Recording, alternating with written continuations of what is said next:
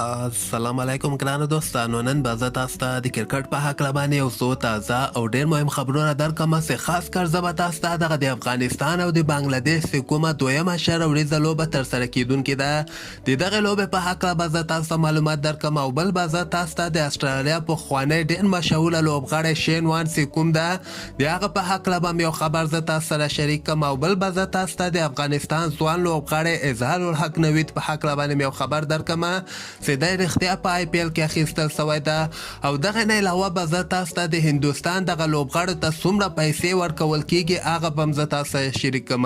مهم معلومات در سره شریکوم. ویډیو تر اخره پورې وګورئ، په هر څه به تاسو پوهیږئ. نو راځم اول زه تاسو ته وایم چې افغانستان به بنګلادیش سره سبا ته دغه دویمه شره وریځه لوبه ترسره کوي.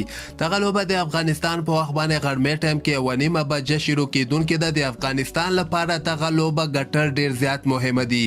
که چیرته افغانستان دغه لوبه وبایلي د افغانستان نه به بنګلادیش په شره وریځو لوبه درجه بندۍ کې مخکې چې افغانستان ته پکار ده چې په هر قیمت باندې بنګلادیش ته باید دغه لوبه کې ماتې ورکړي. د افغانستان لپاره حضرت الله زازی او رحمان الله ګوربز ډیر زیات مهمه دي چې افغانستان ته ښه سټارټ واخلي. که چیرته افغانستان ښه سټارټ واخیسته په دغه لوبه کې نو افغانستان کولی شي چې بنګلادیش نه دغه شره وریځه لوبه وګټي. د افغانستان او د بنګلادیش ټیم که موږ وګورو افغانستان ورباندې ډیر زیات مضبوطه ده، خو افغانستان دغه بیټسمنان داسې دي چې خپل غلطیانو یعنې غلط شاټونو په وجه باندې دوی خپلې وکټې له لاسه ورکوي. زه خو پوره امید لرم چې افغانستان به بنګلادیش ته په دغه دویمه شره وریځه لوبه کې حتماً ماتې ورکوي. بل به زه تاسو ته د اسټرالیا پخوانی ډېر مشهوره لوبغاړی شین وان چې کوم ده دی په 50 کلنۍ کې یعنې مړ سوی ده. د باندې هارټ اټیک راغلی ده، د زړه دوره ورباندې راغلی ده، روغ جوړ یو دمې ورباندې د زړه دوره راغله او کوم په وجه باندې په 52 عمر کې دی د دنیا نه لاړو. زیاتره انټرنیشنل او دغه پخواني لوبغاړو په ټویټر کې شین وان ته تعزیت کړی ده او خواشیني څرګنده کړې ده. ټولو انټرنیشنل لوبغاړو لکه ویراټ کوهلي، شعیب اختر، شاهد خان افریدي، سچن ټنډولکر دغه پخواني لوبغاړو شین وان ته ټویټونه کړي دي او غم شریکي ورسره ښودلې ده.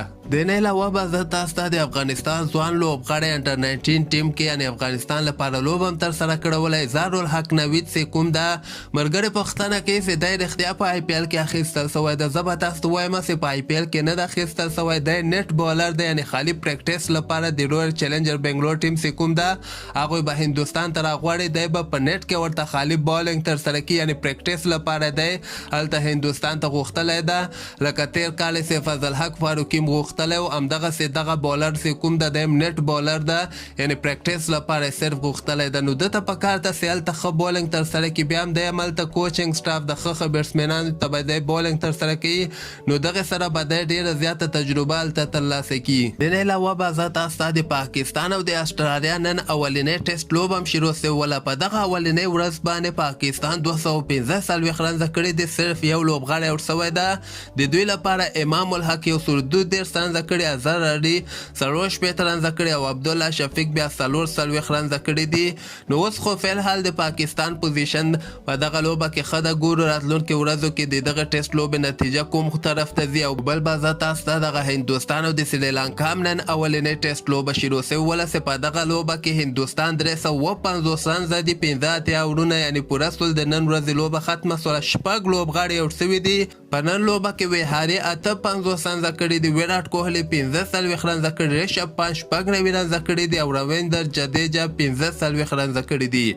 بل به زه تاسو ته دغه د هندوستان انټرنیشنل لوبغاړي چې کوم دي زه به تاسو ته وښیم چې دوی ته دغه د هندوستان له طرف نه څومره پیسې ورکول کیږي. په دغه لیست کې تاسو کتلی شئ د A کټګري لوبغاړو ته 1 کروڑ هندي پیسې ورکول کیږي. صرف 3 لوبغاړي A کټګري کې دي، روهت شرما، ویراټ کوهلي او جسپریت بومراه. دا A پلس کټګري ده او دغه بله کټګري بیا A کټګري لوبغاړو ته 15 کروڑ هندي پیسې ورکول کیږي. کے آر راهول د په دغه لیست کې روي ایشویندا، جډیجا، د ریشب پنت او شمی د ورکې. بیا د B کټګري لوبغاړو ته 3 کروڑ هندي پیسې ورکول کیږي او دغه لیست هم تاسو کتلی شئ. او د C کټګري لوبغاړو ته 1 کروڑ هندي پیسې ورکول کیږي. نو تاسو خپل فکر وکړئ چې د میاشتې یو لوبغاړي ته 1 کروڑ هندي پیسې ورکول کیږي. ځکه خو د هندوستان لوبغاړي ګوره د نړۍ یو لیګ کې هم نه لوبیږي چې د هندوستان کرکټ بورډ دوی ته ډېرې ښې پیسې ورکول کیږي.